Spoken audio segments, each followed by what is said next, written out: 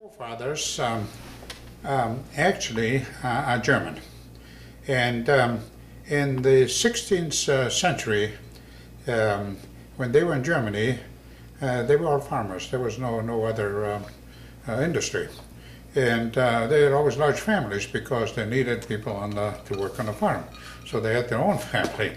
But then it didn't take long, and there was just not enough land for the men or the sons to inherit. And so it became very difficult. The farms became smaller and smaller, and the time came where they couldn't even support themselves. So then in Russia, there was a Czar, and he married a German lady. And she suggested to him that since Russia has so much land here, and nobody's working it, and the Germans are very industrious people, why don't you invite them over here? And just give them the land or sell them the land and just leave them alone, and I can guarantee you they'll make something here and they'll employ. And he said to the German people, he says, anybody wants to come in here, I'll give you land. I don't give you the land, but I'll sell you the land, and at a very reasonable price. And you come here, and you can keep your language, you can keep your school, your religion, no problem. So that's where my parents grew up then. And they did not have to serve in the military either. It was an exception. But then, close to World War I, that was changed a little bit because the world seemed to become a little smaller now, and they needed more military. And so the Czar decided to draft these people too, okay? And so my dad was one of the first ones that had to go and serve in the military. So he was drafted, and he served in the army, but he was a musician at home. And they put him in the army band, and so he had a good time. He traveled, and I loved to play his flugelhorn and enjoy that. And they even played for the Czar, and he was able to see the whole family and all this. Wow. So it was great for him. He enjoyed it, but then after a couple of years, they had to go to war, and so they used they didn't need musicians, they needed people in the medical field, and medics, and so they made him a medic. And so he was right on the front line and pulling people out, and very dangerous, but he came through it, and so after the war, right after the war, when the war was over in 1918, they disbanded his unit, and he wasn't too far from home anyway, so he went home.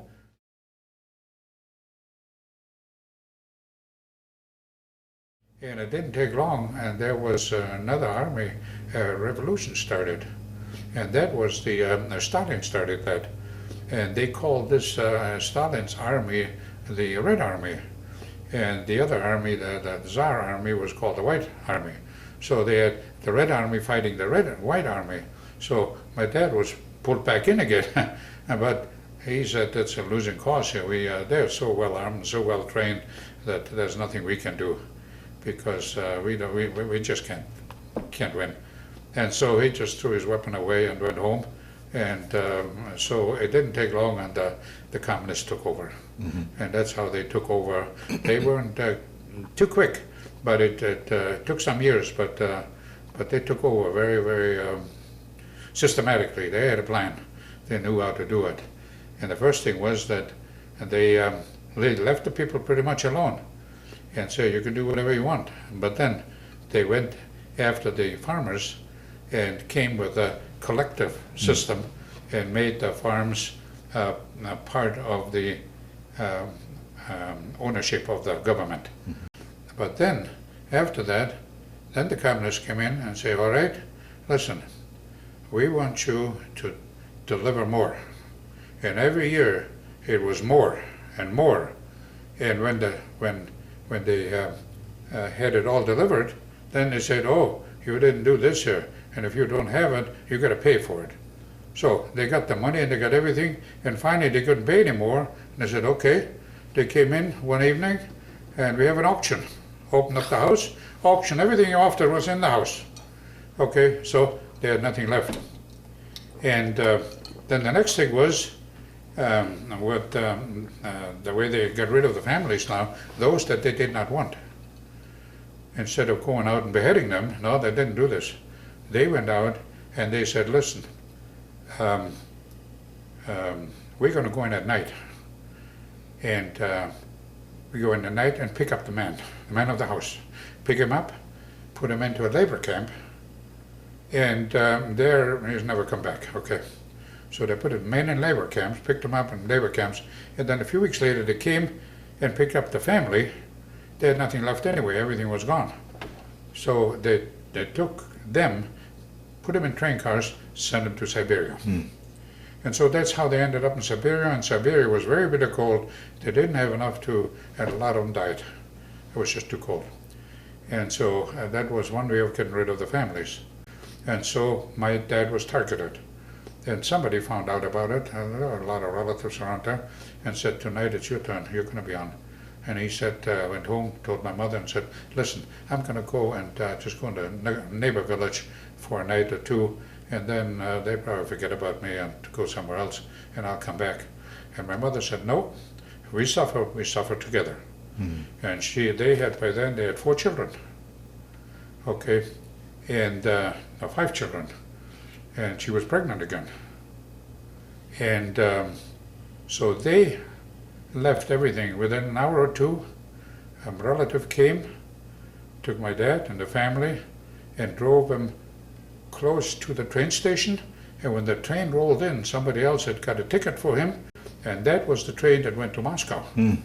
And in Moscow, the German ambassador, he had Hindenburg, he had sent message and saying to the communists, look, if there are some people that you don't want, the German people, I'll take them to Germany. Let them come to the embassy and we'll take them to Germany.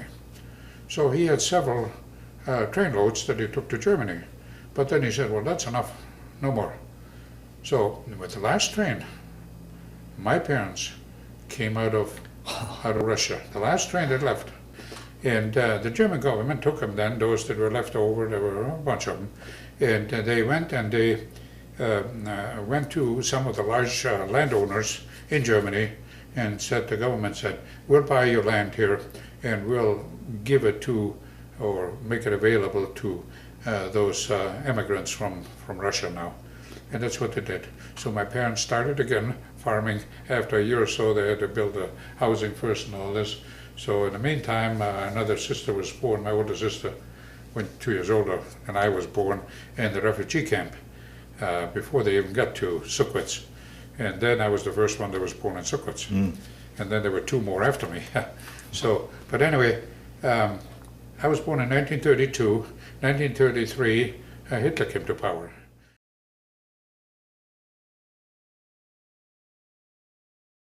And the reason he came to power was that it was really a terrible situation, work situation in Germany, and it was bad everywhere. And he took advantage of it. He says, if you vote for me, I'm going to promise you a job. And he meant it too, and he did. First thing he did is he got enough shovels and got people and started building the Autobahn. That's how the Autobahn started. And as soon as that got going and people saw that he meant what he said, they said, well, we'll vote for him. So he got more support. In fact, my dad was thinking about joining the party too. And he went after a few years and he says, you know, I'd like to join the party. I think they're doing a good thing. There was nothing known about what eventually would turn out to be, you know. But then he was told by one of the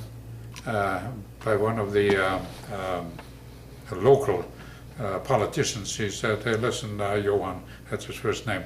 He says, listen, just between you and me, you go to church too much, we can't use you. And he said, well, if that's the case, can't use you, that's okay. I don't have to join the party.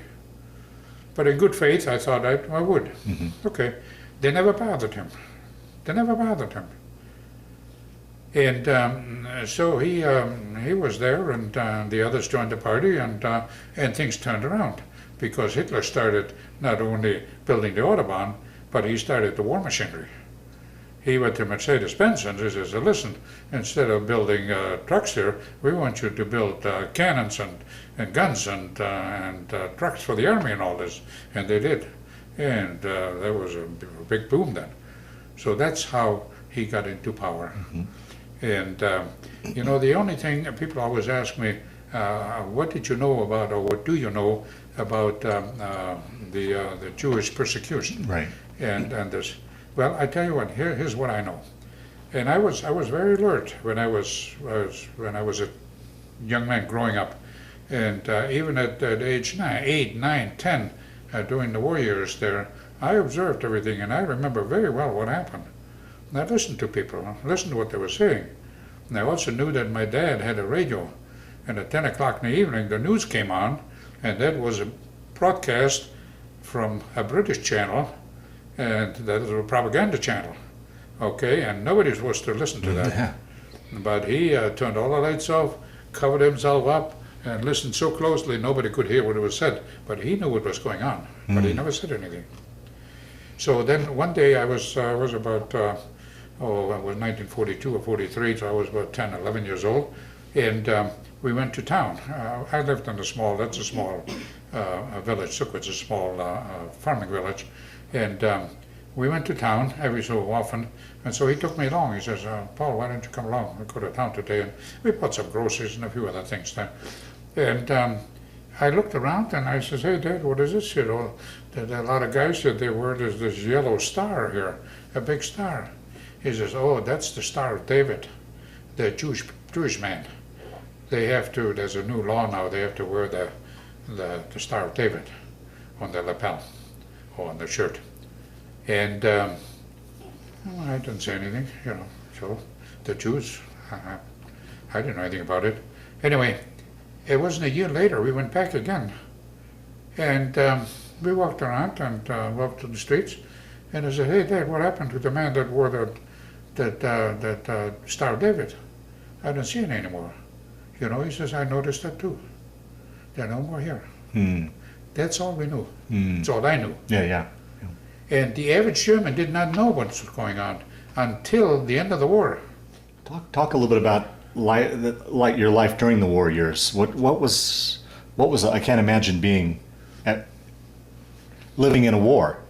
Well, living in a war, the only thing was, the first thing that happened, they draft all the men between age, I think it was 17 to 55, were drafted immediately. And then, as far as the farms are concerned, we were very short-handed. All the men were gone. Your older brothers, I assume, were gone. They were all gone. Yeah. All my brothers were gone, and my sister, she was even drafted into she was 18, I think, yeah, and she was drafted into young girls. It was like a Hitler Youth, but it was for ladies only. And they had uniform, and they marched, and did a lot of things. And she enjoyed that. She was a proud soldier. So I was proud of her. Anyway, she was a good sister. And then we worked very hard, but it was very difficult because you couldn't buy much. You couldn't. There was just nothing available. Right. Nothing. Everything went to the war. Right. There was nothing for private industry, so it was extremely difficult. And then we had people come back from the front. Many of them dead, many of them wounded, and we had a lot of sick people around. And then the sicknesses started, like typhoid and diphtheria, and a lot of other sicknesses started, and a lot of people just died. And so it was difficult. And then not only that, but what happens then is when Germany started, the German army in Russia started retreating. And a war is a terrible thing. Yeah. And I don't think there's a single family in Germany that was not directly affected by either by death or by sickness. I lost a brother. He never came back from the war. Helga, my wife, she lost her father. He never came back from the war. Nobody knows. They were just missing. That's it, and nobody knows. So my wife now, Helga, she came. She lived, and her parents were in East Prussia, in Ostpreußen, and they had a farm there. They were very close to the coast, and so they got orders to get on the wagons and leave home. Okay, and just hitch up the horses and a small wagon and leave. Don't take much along. And so that's what they did. But Helga's mom and her 3 children, they had 3 little girls. The oldest one was 12 and 9 and 5. So they left. And after a short time, a few days later, my youngest sister, she was 5, she got sick and she passed away. So they went into the woods and dug a little grave and buried her there. Wow. And so they left her there. And then they went a few more miles, and finally the Russian army caught up with them. And as they caught up with them, well, they plundered it, and first thing we were looking for women, just women any age, the younger the better. And so they were very ruthless, and it was bad. And so then the Russians went over them, and they had to just stay there. And so by now they were in Poland. And as soon as the war was over, then that was around towards the end of the war. The war was officially over, May the 8th. But the Russian army came into past Berlin, into what later became East Germany, where I was in Suckwitz. They came in on May the 2nd. And I remember that. In the evening we had the German army there, and next morning the Russian army rolled in. Oh, wow. And there were a few dead people, a few dead soldiers. And but no heavy fighting in your village? Well, there was a little bit of fighting going on, but the Germans, they just ran. Oh, okay. And then they stopped someplace on a hill, and they set up a machine gun. They fired through rounds, and then the Russians thought that, well, now they're digging in. Well, that was just to slow them down. And then by the time they gained a little ground, they took off again. And they didn't want to go become prisoners in Russia. Right. They only had a few miles to the American side, because the Americans were coming from the west, and this was from the east. Mm-hmm. So they knew they were meeting only about 50 miles from where I grew up. But then they had made their plan and decided where they draw the lines. So then there was a little bit more. There was the Elbe River later. It was the border. So where I grew up, that became East Germany. Mm. And my dad said, I remember many times he said, you know, we went so far away from the communists and not quite far enough. Mm. So anyway, the Russians caught up with them. And since my dad was not in the Russian army and the German party, they sought him out, and he could speak a little Russian. There came a major came, and he found out and talked to my dad a little bit, and he says, I want you to be mayor of this town. He made him the mayor. And he was always there. He was such a good guy. So he became the mayor of the town. But now in the meantime, these refugees were there. And as soon as the war was over, Poland pushed them all into Germany. We don't want the Germans here. And they plundered them again. And they had nothing left. I mean, they had nothing. Barely wood on their bodies, you know. And so then they came to East Germany, and East Germany distributed those refugees everywhere. Now each village, each town takes so many. So we had a bunch of them come to our town, and my dad was the mayor, so he had to take care of them. They were hungry, and they had nothing to wear, and it was difficult to take care of them. We had no room, no place, and but there was a big hall, and they put straw in there, and the people laid in there. There was about 40 people or so. And there was a bathroom not too far. So anyway, he took care of them, and Helga's mom and her sister were part of that group. Mm. So they came to Suckwitz at that time, and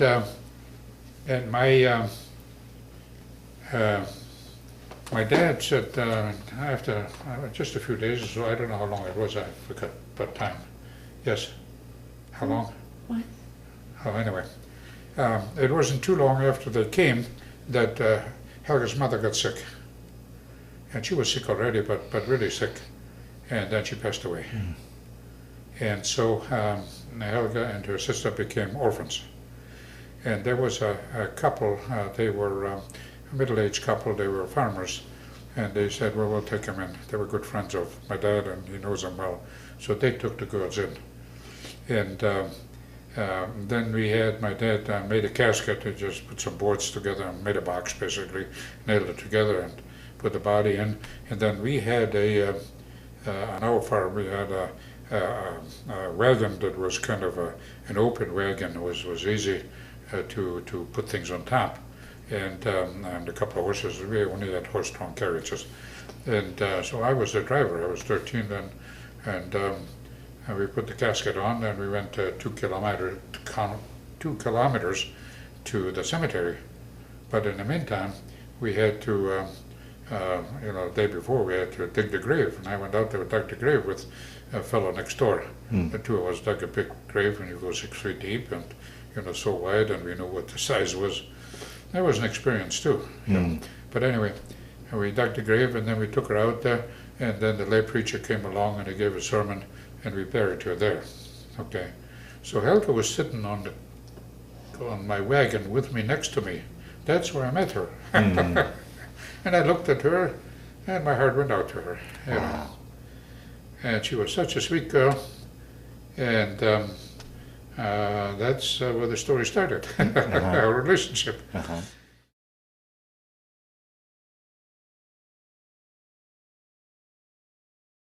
I worked on the farm and pretty much ran the farm until I was almost 18. And I knew that when I was 18, I'd have to either join the East German police force, which was their army, or they would send me to the uranium mines in southern East Germany. Okay, and uranium mines were not very, very good. A lot of people died there. We heard a lot of horror stories. I didn't want to go either place. And I said, I want to stay here. So I left at night, and I went to cross the border by night, and then went to West Germany. So I went to my sister, my brother-in-law. My brother-in-law was a blacksmith, and he had just rented a blacksmith shop because he came back from the service. And I said, I don't like to work in a blacksmith shop. I don't like to get my hands dirty. I'd like to work with wood. So we looked around, and there was no jobs available for me. He says, well, I need an apprentice if you want to come and work for me and serve your apprenticeship as a blacksmith. Doesn't make that much difference. You're handy and you can do that. I says, okay, I'll do that. So I got good pay. The first month I got room and board. They paid me 8 marks a month. Now 8 marks was a whole lot less than $8. Okay, and I tell you what I bought for 8 marks, nothing. I had to have 80 marks to buy a hat. Oh, wow. To go to work. That's how much money I made. Oh. So that was a good thing because I couldn't go and take girls out. I had no money for that. Right? But in the meantime, Helga and I, we stayed in touch. And we wrote each other. And Helga then went to another town first for a while and worked there. And eventually she ended up in West Germany too. And there was an uncle or an aunt in Chicago. They found out about the 2 orphan girls. And they started sending care packages. And she was related. I don't know how far. We called her aunt, but she was a cousin somehow. Okay, but anyway, they wanted those 2 young girls come to America and come to Chicago. And then we got a little close already, and I didn't know. I didn't want to lose her, sure. But I had no sponsor in America. I couldn't go to America. She would have a sponsor. I wouldn't. Yeah. And then after I finished my apprenticeship training, after 3 years, then I wanted to be close to where she was because she was talking about going to America.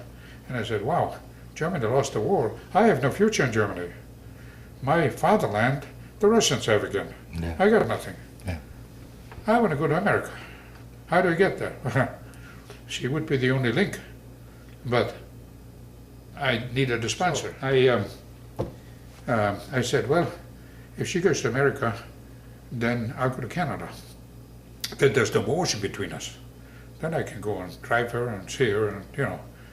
So she got to America then, and she left on in October 1953. 52. So then Helga went to America, and I started my paperwork with the Canadian embassy, and I got the paperwork and started filling it out, and but we wrote each other frequently, quite frequently, and her uncle said, what is all these letters? Do you have somebody that you know or something? And so she confessed and told him who I was, and told them what I was doing, trying to go to Canada. And he says, oh no, he says, don't let him go to Canada. It's harder from Canada to come to the United States than from Germany. He says, I'll sponsor him. Well, praise the Lord, we had a sponsor. And she wrote me that, and I said, okay. I took the paperwork, threw it away, went to the American embassy, and I got the paperwork, and I would have been here within 3 months. But since I was in East Germany for so long, they had to get a political clearance from East Germany. And they just take the paperwork and shove it under and forget it, okay? I had to wait 6 months before they finally answered. And then within, I think it was within a week or so, I had my paperwork. I could go. And anyway, I got to Chicago, and Helga was there, and her aunt. They picked me up, and we rode the streetcar for about an hour or so, and got to their home. And when we got there, that was on a Friday night. I pulled out the rings that I brought along, and we got engaged. Oh, wow. And I said to my aunt, I says, you know, and she didn't know me. I mean, thinking about it now, I don't know what she thought, but anyway, a young kid coming in here like I was 21 years old, you know, and talking like this. And then I said, you know what if we get married on Sunday? Why can't we get married on Sunday? 2 days? 2 days. And she says, no, she says, we want to give her a nice wedding. And I says, well, don't make it too long. Like to get married, right? And so then we had to wait 10 weeks. We got married on November 28th that year. And it's been the best life that we've ever had, both of us. And we've been married last year, October the 28th was Thanksgiving. We had our 60th wedding anniversary. It didn't take long. Then I knew I had to report to my local draft board. And I reported, and within 3 months, I was in service. Wow. So that's how I came into the United States Army. And I tell you what, that was a wonderful experience. I didn't really want to go because Helga was just pregnant. And I figured if I finish my basic training, most of the people that were in basic training were either shipped to Korea, the Korean War was still on, or they were shipped to Germany. I didn't want to go back to Germany, I just came from there. Right. And I didn't want to go to Korea, because then you're gone for over a year. I wouldn't even see my baby or anything, don't see her. So there was a chance that if I volunteer for Airborne, Airborne was only volunteers. If I go Airborne, well then, there's no problem. No airborne units were overseas. There were just basically two divisions, the 11th Airborne Division and the 82nd Airborne Division. So that's how I volunteered for Airborne. I wrote her and I said, you know, I'm going Airborne now. And she says, you must be out of your mind. You can't even sit in the swing you get to see. I said, well, don't worry about it. They pay me more. So that's how I got into the Airborne, and I was shipped to Fort Campbell, Kentucky. And I finished my my 5th jump, qualifying jump, on my birthday in 1954.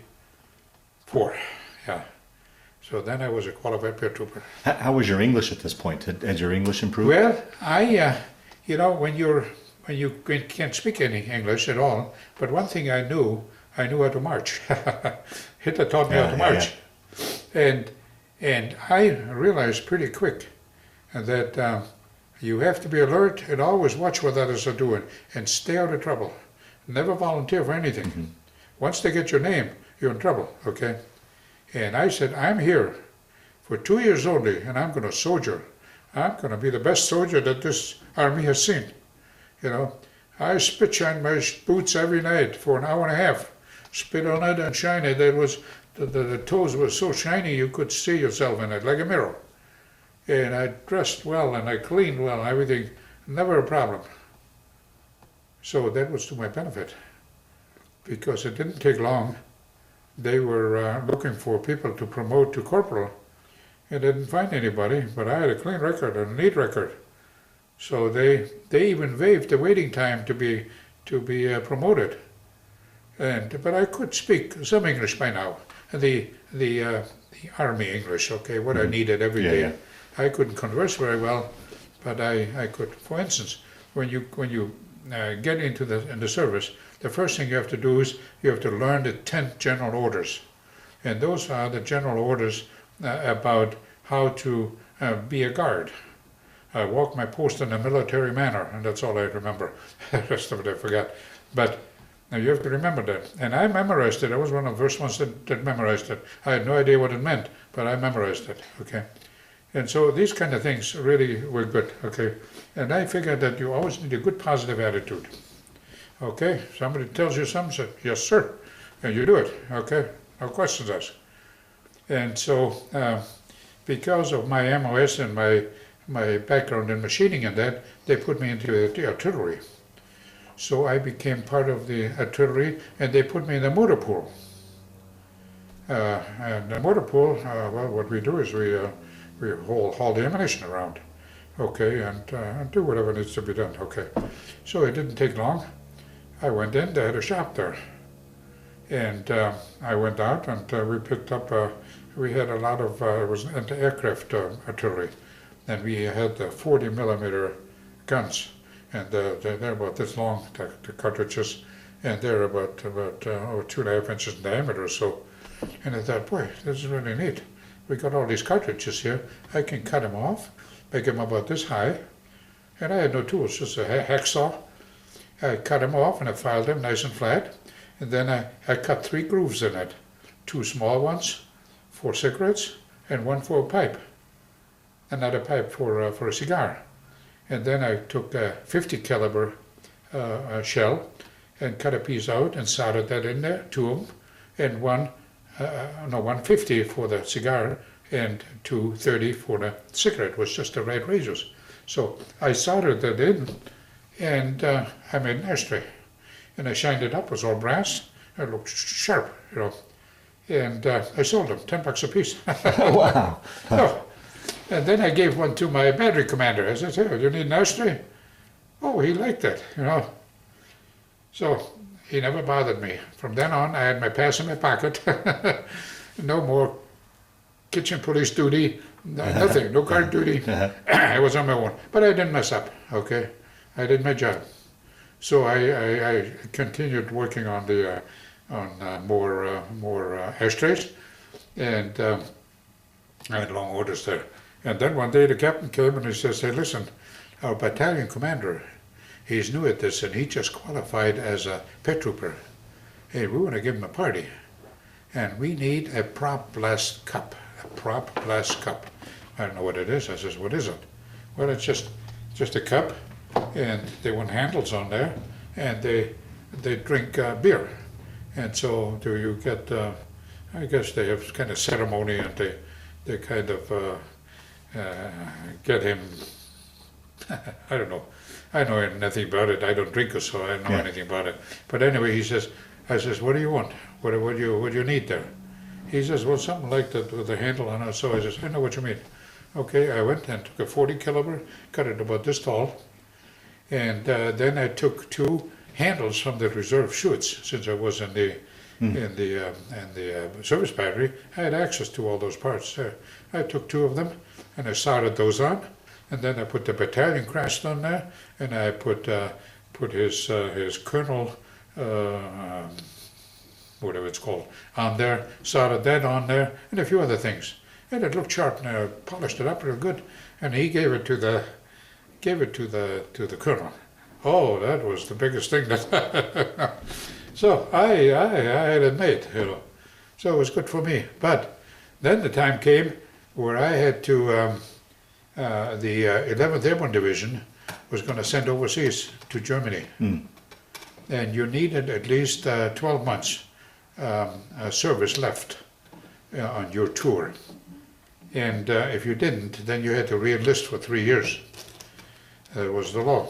And so anybody under 12 months, I had 11 months left. So I said, well, that's good, I don't have to go there. But what they did do is they had every soldier that didn't want to go had to report to a 2-star general, personally. Report in and tell him why he didn't want to go. You know what? 95% of the guys that chickened out, they said, oh no, I can't do that. So they volunteered, they signed up for another 3 years. And I said, why not? What's the worst thing you can do? Yeah. Say no, right? I said, why? I have a right to do that. So I shined up real good and polished my boots, and I went in and reported in. Sir, Sergeant Schroeder reporting, sir. He says, soldier, what's your excuse? I said, sir, I just got married so long ago. I gave him the information. My wife is pregnant, and I don't want to go overseas because I don't live here. She needs me, we don't have another relatives here, and I need her.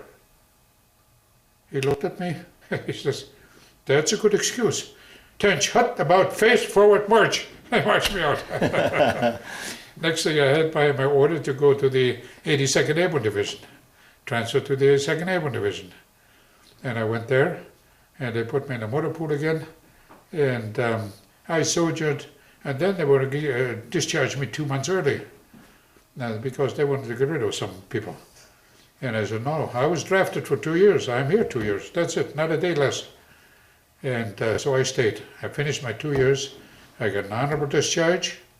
And then I went into the reserve for 4 years. Well, Paul, as we wind down this interview, Yeah. is there any final statement you would like to make to your friends or family that'll watch this tape to close out this your story, or not? Well, all I can say is to be a proud American, okay? The United States is very special, and don't take it for granted. If we don't do our part in voting and do our part in helping select the right people, we will not have that. So we need to do our part. I watch the news all the time, and I'm involved in politics, so it's interesting, and we need to do that. Okay. But I'm so glad that God provided us the opportunity to come to the United States, and I'm a veteran. I'm a very proud veteran.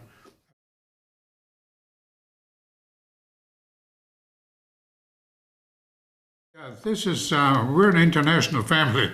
My forefathers come from Russia, and the picture that you see there on the right, that's my dad when he first was drafted in World War I.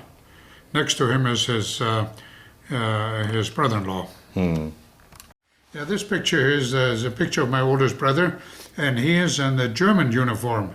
My parents came to Germany, and then he served in the Second World War. And I had 2 other brothers that served in the Second World War. The second brother, he never came back from the Eastern Front, and he's still missing. And so is my wife's father too. He never came back from there either. Now this is a picture of myself in Germany during the war. Any boy over 12 years old, 14 years old, he had to be in the Hitler Youth. But I was too young for it, so they had what they called the Jungvolk. Those are the younger ones from 10 to 12. They were in Jungvolk, so that's why you see me here in uniform. And now you see somebody in the United States uniform, and that's me. And that's only about, I think about 8 years after you saw the other picture. So it didn't take long. So we're an international family, but I'm still the happiest guy to be in this uniform. Yeah, when I was in the service, I wanted to be with the best, and we felt the best are the Airborne. So I joined the Airborne. Airborne is all volunteer. There you see me in uniform. I'm a pretty proud soldier. Of course, the first thing that training that you get is when you're inducted into the service is basic infantry training and how to shoot. And here we are being trained on a machine gun. And this is one of my favorite pictures here. It shows my lovely wife and our oldest daughter. I came on leave and we were at our church and somebody took that picture and I thought it was a pretty nice picture. That they all look so pretty. And I'm pretty proud of them. When I returned from the active service, I was in the active reserve for 4 years.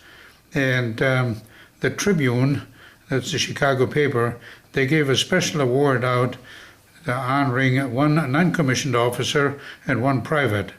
And I was chosen to be the elected one for that year, and I was in 1958. And it was quite an honor to be selected for that position. Well, this is what happened when two people love each other. Things happen. And this is a picture last year on our 60th wedding anniversary. This is just our own family. And I was looking at my wife and says, see, that's what you all started. You got me over here, got me to the United States, and look what God gave us here. We're so thankful for each person there, and it's a great family. We love each one, and we just nothing but praise in our hearts. Very nice, Paul.